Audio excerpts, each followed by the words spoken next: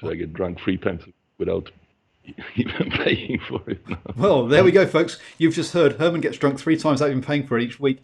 Hey, Mr. DJ, put a record on. Anyway, welcome to the Jaguares versus the Sunwolves post-match reaction brought to you by DrivingMaul. Hi, I'm Paul, the guy behind DrivingMaul, your best place for predictions and opinion. And this video, because it has Jaguares in the title, you know what I'll be doing? I will be adding Spanish captions to it afterwards. So yes, there will be a Spanish translation in the chat. It might take a few hours for that to come out, but we are saying thank you very much to our Argentinian listeners and viewers, readers, I guess, because I'll be putting it. I say we're putting the Spanish captions on there. And joining me to discuss this game, hello, Herman. How you doing, sir? I'm doing really good. I'm a bit tired. It's 7 o'clock here in the morning, and I haven't been sleeping anything. But I'm a trooper. Let's do it. Let's do it. Oh, you silly boys! This one finished 52-10 to the Jaguares. A convincing victory, which was to follow on the theme of this weekend, because this weekend we've had big wins for the Highlanders over the Waratahs, the Chiefs over the Rebels, and now for the Jaguares over the Sunwolves. And I guess the big thing here is that congratulations, Jaguares. Not only are they top of the South Africa Conference, but they also will finish in second seed overall in Super Rugby. Yeah, that's pretty impressive considering where we're coming from. I mean, to do that in this short amount of time, my compliments to everyone involved in the Jaguares organization. Well done, really well done. Absolutely, and I guess before we actually get into this game, but obviously there's a lot of things were expected from the Jaguares in year one. I mean, they beat the Cheetahs in their opening game, the opening game ever, or opening competitive game anyway. And everyone was like, well, look, it's the Pumas national team. So it's the Argentinian national team, the Pumas. So hence they will automatically do well. No, you've still got to learn how to travel week in, week out, how to deal with the rigours of Super Rugby. It is a big it is a big difference to international rugby, and it's taken them a couple of years to learn that. And now last year they made it into the finals for the first time. This year, pardon me, not only are they in the finals, but they will have a home quarter final, which means there'll be no games in South Africa in the first round of the finals, which is quite amazing.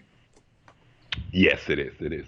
You probably get good money if you put something on that before the season. You know, I reckon also that I think we should mention too, even if Super Rugby in parts can be pretty similar to Test Rugby, it is not Test Rugby, and also you have to learn to deal with Super Rugby. It's a very special competition, and it took its time to do it. And if you look at comparing to other expansion teams through the years, Jaguares have, first of all, it proves it's very, very hard. It takes time to learn to play Super Rugby, and another compliment to Jaguares, they actually learn it faster than anyone else so far.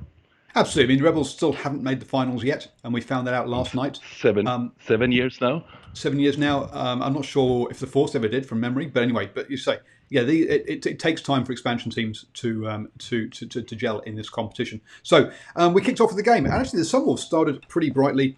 Good early possession. They looked after the ball well, went through a whole bunch of phases, but really weren't making any ground against a good Jaguares defence. And even though, I mean, at 52-10. There's going to be lots of talk about the try scoring, but defensively, the Jaguares put on a real show today. They did, but I thought they looked a little bit loose in parts in first half. It was like the middle 20-minute periods of the first half, between like minute 10 to 30. That's where Plough and Sunwolves had their best period too. So it was like a little bit loose there, but I guess you had the general feeling as soon as they decided to put in the next gear, it's going to be a game over for Sunwolves pretty quick. And we're probably coming to that, but that penalty try in the end of the first half was devastating for Sunwolves. If you have any hope of getting something out of it, it probably died right there. Yeah, I waited until the first try in the second half before I said, "Hey, this game's over. Congratulations to the Pumas." But hey, you called it a minute worth of play earlier. Yeah, but like 50 seconds ahead.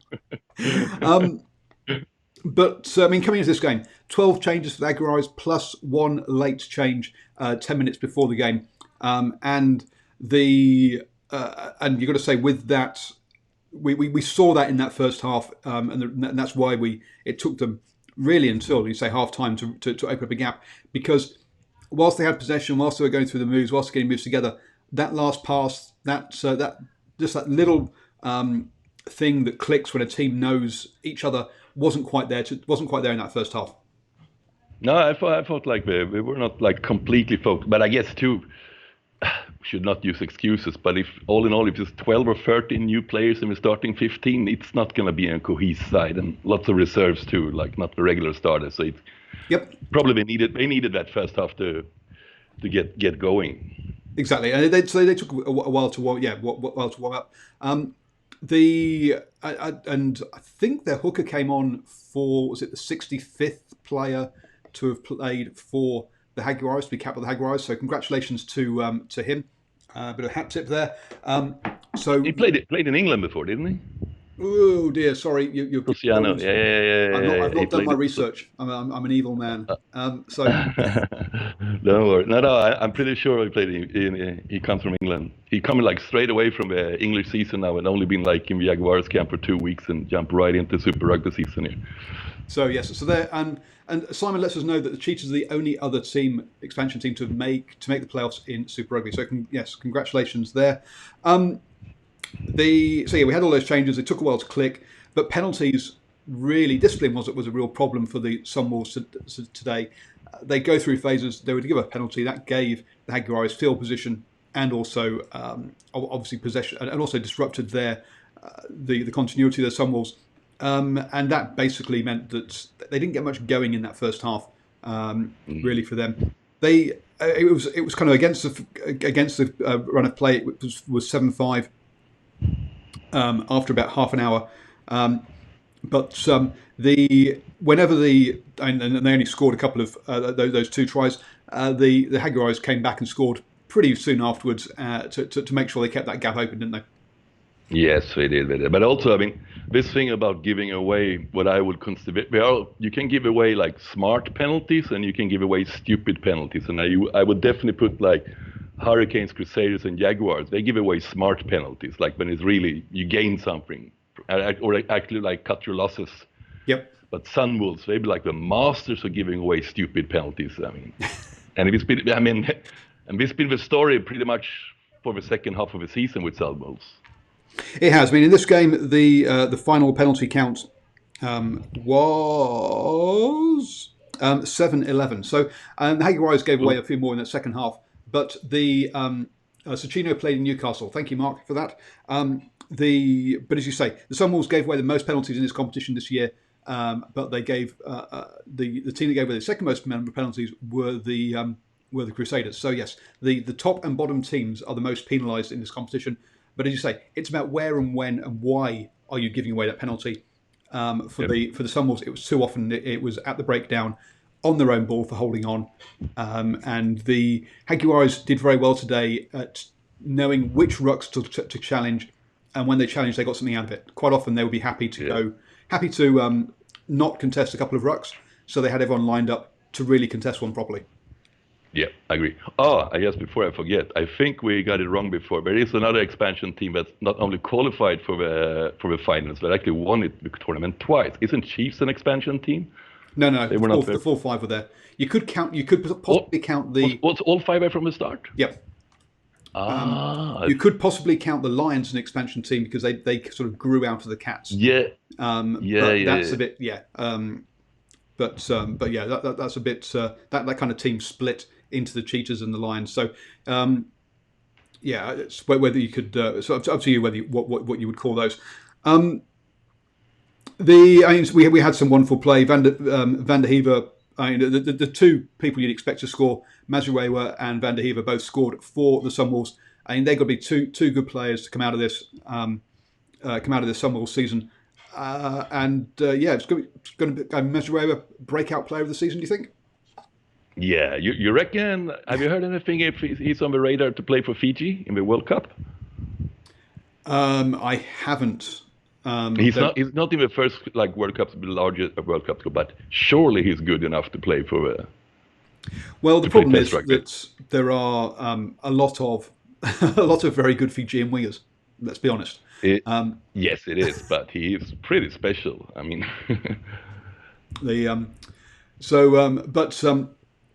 So yes, so that's pretty much about the Sunwolves. Let's get on to the Jaguares.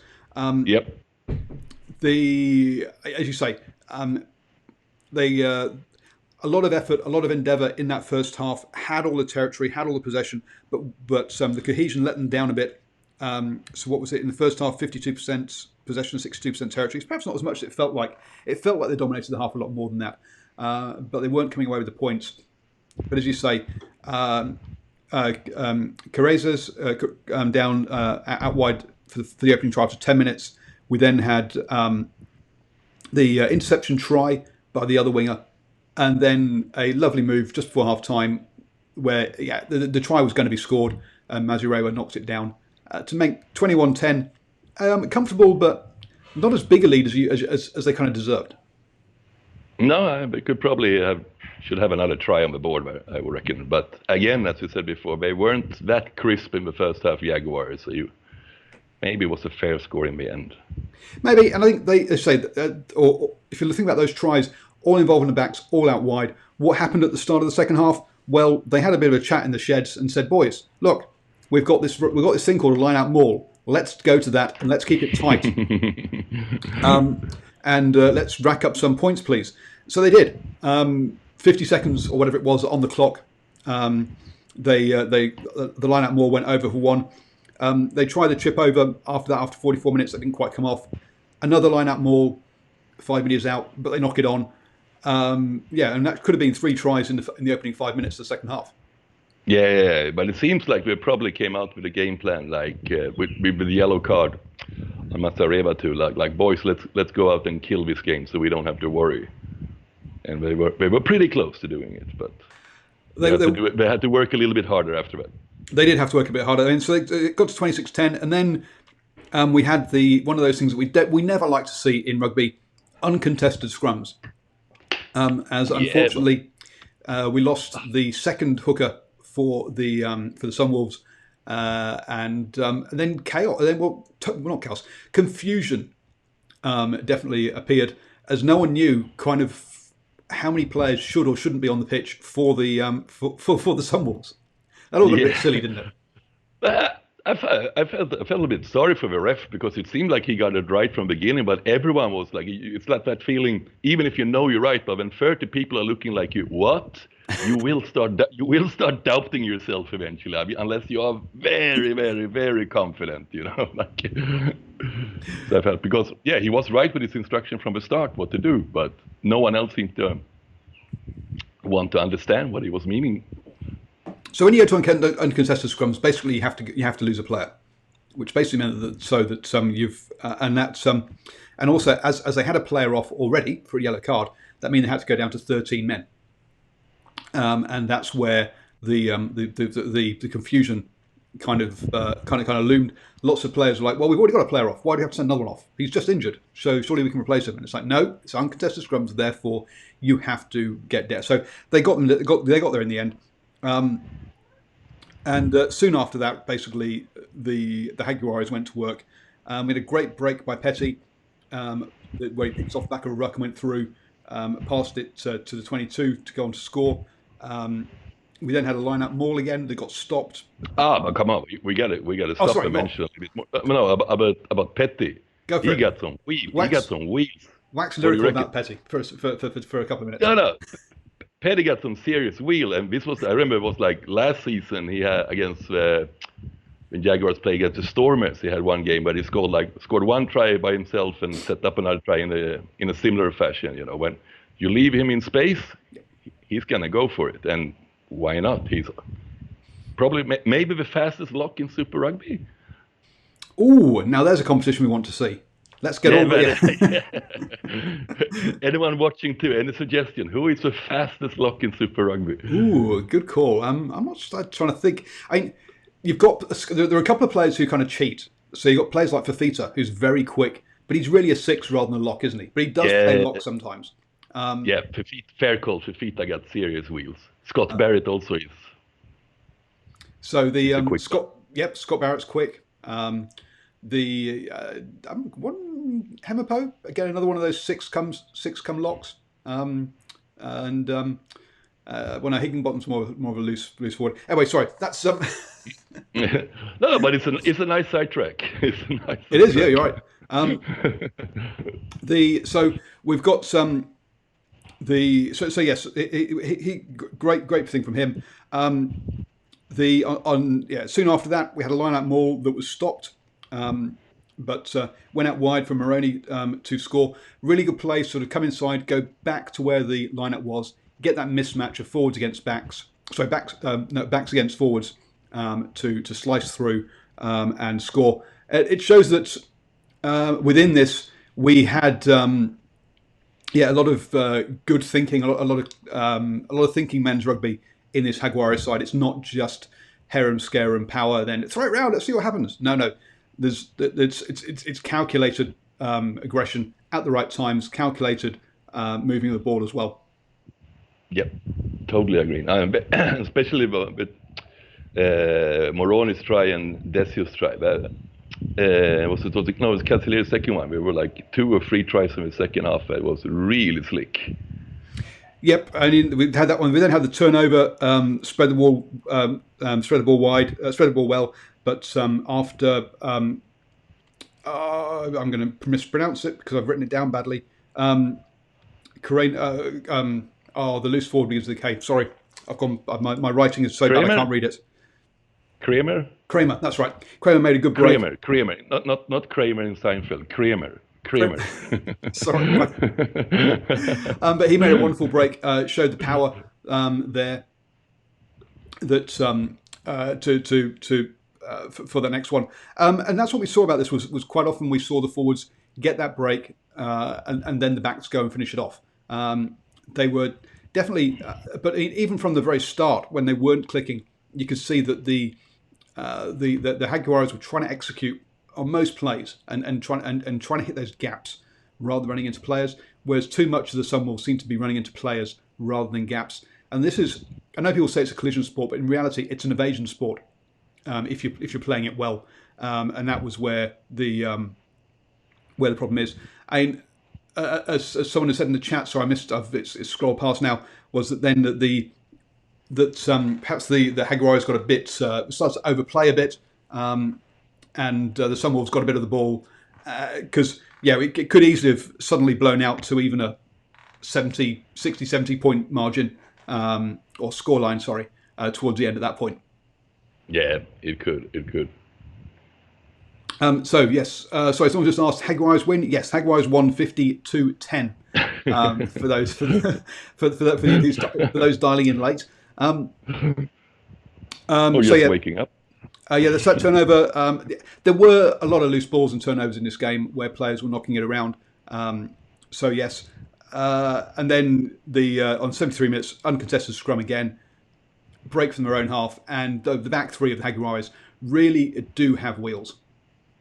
Yes, they do. They got the wheels, they got the skill, and they got the plan, obviously, too. They know exactly how to position themselves in these counterattacks. So it's like, if I may say, it's very Kiwi-esque, I would say. Very Kiwi-esque. Yes, absolutely. And also the question in the comments about Spanish. We will have Spanish subtitles, but not live. Sorry, I will be adding those later when once the translations happen by YouTube. So it will be there. Spanish will be there later. So do come back and check it out then. Running through some of the stats then. We talked about the penalties already. And then that line out for the Jaguares really was working well today. 17 line outs, all of them perfect. Whereas the Sunwolves lacking a hooker meant 7 line outs, 10 line outs, but they lost 3 of them, which is a problem. Yes, it is. It's been a problem all season. That's probably one of the Sunwolves' weakest points. We're line out, which is kind of weird because since we're having so many like Kiwis and Australians and Saffas in the team, big boys in the locks and everything, man. Still, today we lost for hookers, but it has been in shambles pretty much all season. We're line out. It has. And then tackling was a bit optional at times. 79% for the Jaguares and 71% by the Sunwolves. Yeah, that's. Yeah, it was not a dirty game with lots of collision, that's for sure. I mean, The the what was the comment was that from one of the commentators was that it was like festival rugby. At times, and yes, there was an element of that it did become a bit festive at times. Looking at the stats, Cancelleri, 170 meters carrying ball. I'm not sure I've ever seen a number quite that high.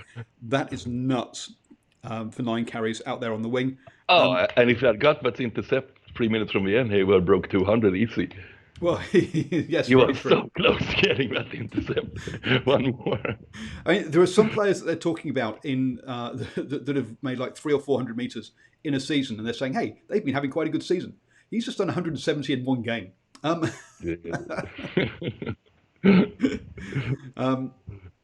Yes, so that was. There was, and there were lots of players that made meters. Lizana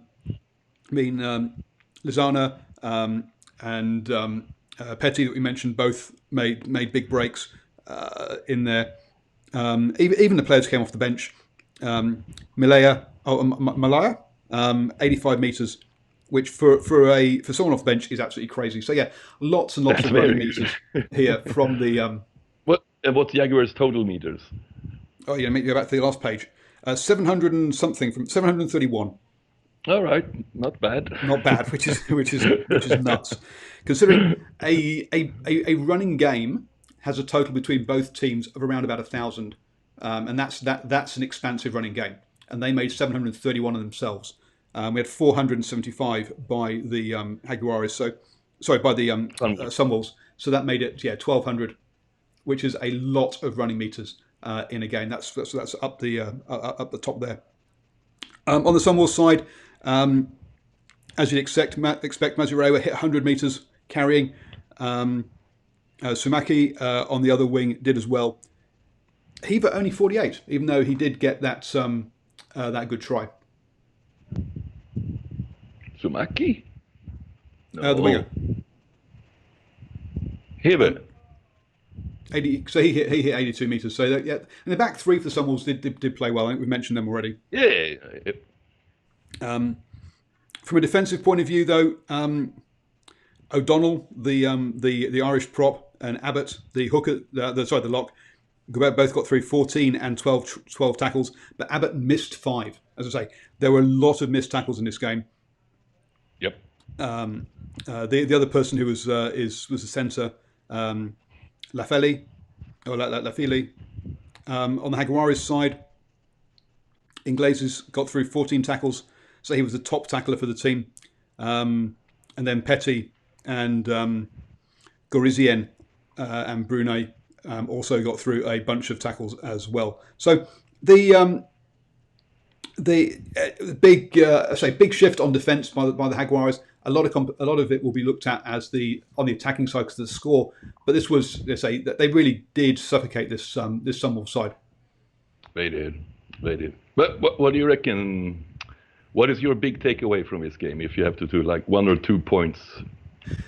The big takeaway is the depth in this Jaguares squad, and you've brought 12 players in. You've racked up a half century of points, and that just shows you I think you talked about it in our preview show that we did on Thursday that they can change in and out players, and you're still going to have a very strong side for these Jaguares, and so you've got to be impressed with the depth that they've created at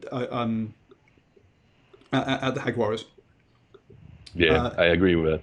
So I would say my big takeaway is in the second half we did improve, but overall it was far from a perfect performance by Jaguares, and playing between okayish and good, and with 12 new guys on the field and still score 50 points. That's quality. That means whatever culture and structures we got going, they are working. They're clearly working. They're working, and that means now they go into the playoffs, and unless they meet the Crusaders, they will be playing at home in every game, which is massive for them. Obviously, they won't be having to travel, whereas the other teams will. So that's a big thing. If we go back, I think about 2 or 3 seasons now, where you had the Highlanders having to travel to South Africa, back to Australia or New Zealand, then back to South Africa, and they just ran out of steam. They just got knackered by the travel. And also playing into Jaguars' hands is, I see it's confirmed that their home quarterfinal will be on Friday. So, and we're most likely going to play a team who plays tomorrow on Saturday. So they're going to have an extra rest day, and the other team's going to do a pretty tricky travel. Actually, it's way easier to travel from New Zealand to Buenos Aires than it is to travel from South Africa to Buenos Aires. Yeah, I mean, some of these if it's closer on a map, because there's no direct flights between South Africa and Argentina.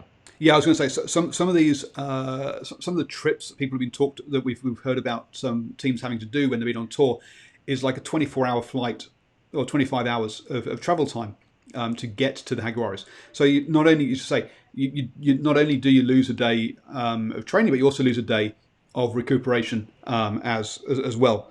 The way the table stands at the moment, to give you an update, obviously Crusaders are top of the table still and will remain there.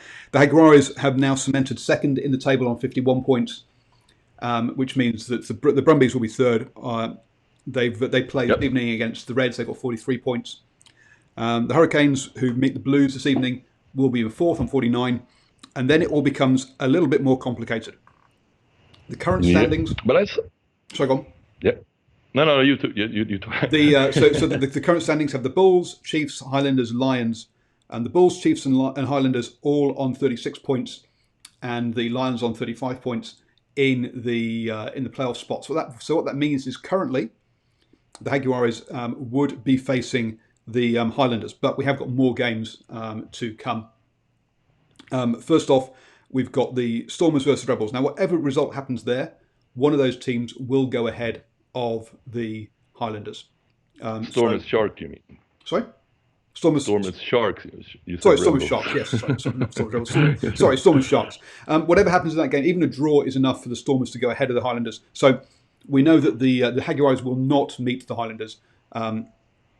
They are much more likely to meet, as you say, one of the South African sides. So we've got the Stormers and Sharks. One of those teams will get themselves up into the playoff positions. Yeah, and the other tricky one is about Bulls and Lions. But basically, the Lions need a point. If they get a point, Highlanders are out. Exactly. So yes, the Lions need a point. It's a bit simpler now. The picture. So that would.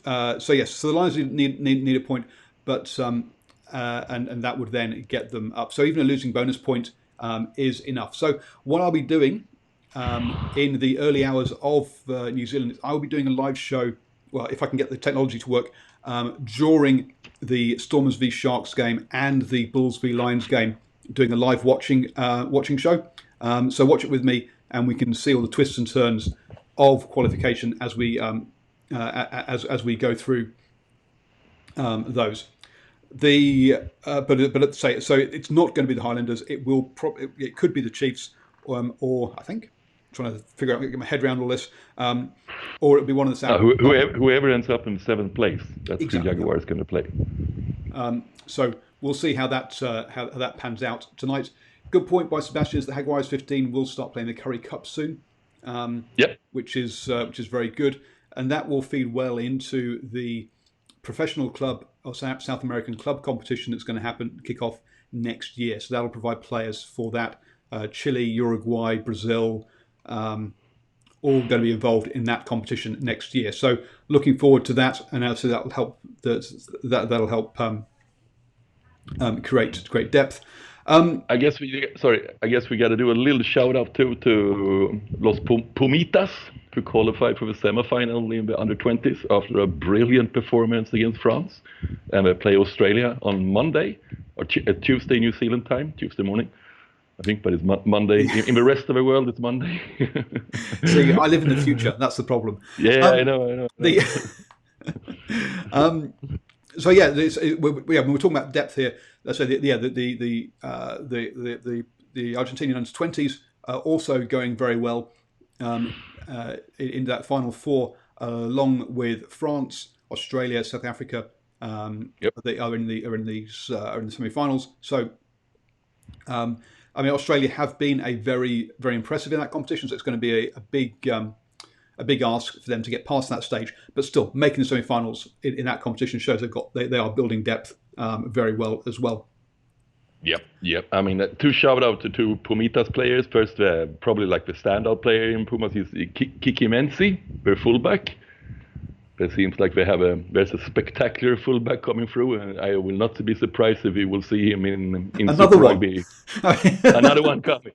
And probably the good thing, because we had some problem with the front row. We have did you see the try the prop scored, Tomas Gallo? Yes, I've not been watching that much of the under-20s, but I did see that. Highlight clip. Yeah, it shows some real pace from around about the halfway mark to go over and score. That was yes, very impressive. Right. 65-meter try. And apparently, he clocked his fastest part of the run. He was running 31 kilometers per hour, which is like not like a 100-meter sprinter, but you will never see a prop run faster than that. I promise you. It's seriously like seventh players usually clock up to about 36 kilometers per hour in the top speed. But you can see like he's I was going to say Colin Isles is around that 36 to 38, isn't he? That's kind of yeah. So cool. Thank you very much for joining me. Any other final comments? I think I've gone through all my points from this game. No, I mean, I'm going to give a sledge to Australia. What the F are you doing, the Australian Super Rugby team? Come on. Now I said it. Okay, all right. So you want to go there. Let's say we'll have no. I just wanted to put it on the record. Like, what the F? Perdimont is a class number 8, apparently. I guess that's part of the under-20s group as well. But yeah, so just to wrap up what's been happening this weekend, the Highlanders beat the Waratahs 49-12. The Rebels lost the Chiefs 8-59, and the Jaguares won 52-10. So 3 one-sided games so far. Looking forward to the rest of the weekend. We've got the Hurricanes versus the Blues. It doesn't really matter in the playoff situations what's going to happen there. Hurricanes, a bit like the Jaguares, have made a lot of changes this weekend for this game. But the Blues haven't won away from home all season. So expect a Hurricanes win there. But the Hurricanes, doesn't Hurricane put on like the real B-side tomorrow? Well, just like arguably the Jaguares did today. Maybe some disillusioned Blues fan won't agree here, but I would probably rate Blues a bit higher than the Sunwolves. They actually have a... So we'll see how that one goes. I will be doing live post-match reaction from that game as well. So do join me for that. The Brumbies then host the Reds again. Another game that doesn't matter as far as the playoff picture goes. But I've not had a check of the Brumbies lineup. But again, you'd expect the Brumbies to take that one. It looks like they've gone for a pretty first choice lineup there. So expect a big win for the Brumbies. Then we have the Stormers versus the Sharks in the early hours here in New Zealand. That could be an absolute cracker, or it could be an absolute dour game. Who knows? It's a South Africa game between two South African sides. It's a bit of a coin flip as to what's going to happen there. But I mean, it doesn't matter too much about the quality. Those two South African games tomorrow are going to be exciting because it's basically playoff games. They are. So you have that extra dimension with a do or die. Which is why I'm going to do because I think post-match reaction is not going to be so interesting, but actually chatting during the game is going to be interesting. Yeah. And that's what I'm going to be doing. Hopefully, I will have unbiased rugby joining me live for those ones as well. Good call. Part of that. Good call. Perfect partner for you. And I'm not expecting to stay around for the full 4 hours though. And then the Bulls. Take one for the team, Paul. Take one for the team. Come on. I will also be getting in touch with the Yellow Cap and Grit Sports, by the way. So 2 other South African YouTubers who I'm going to ask to see if they want to come on for a little bit as well. And then finally we had the Bulls versus the Lions. So both those 2 games. The Bulls versus the Lions is a fantastic game, folks. It's the closest 2 sides in Super Rugby. They're only 60 or 70 kilometres apart. Basically just split by a river. It's the only true derby where you're going to get lots of away fans travelling to it. So that should be an absolute cracker of a game from an atmosphere wise, as well as what it means for the finals as well. So 2 games there to finish the weekend off that really that are important and that really will change the landscape of next weekend. So thank you very much, everybody, for Thank you. Thank you, joining me. Paul. Thank you very much, Herman. Thank you, everyone in the live chat. It's been great. I'm sorry I can't read a lot of it because it's in Spanish, but thank you so much to all our Argentinian viewers who have joined in the show. As I say, I'll be putting up Spanish subtitles as soon as the auto translate. As soon as the auto caption and translate thing has worked. So do come back and check that out. Okay, I have some words for our Spanish viewers. Oh, los Jaguares, puta madre, eh? Puta madre, Jaguares, eh? I don't know what you said, but it sounds good. It's beautiful. Please don't forget to subscribe, hit that bell, and all of that kind of stuff. Simon's asking, am I doing anything for the Major League Rugby final? Haven't thought about that yet, to be honest with you. That's Monday. Yeah, I will. I'll put my thinking hat on. For those of you on the recording, up there is a link to subscribe to the channel. Down there is a link to how you become a supporter of the channel, where you can basically buy me a coffee each month, which would be much appreciated, and also get access to exclusive videos that I do over there. And over there are 2 videos that the artificial intelligence here at YouTube says you're going to enjoy. So give them a crack as well.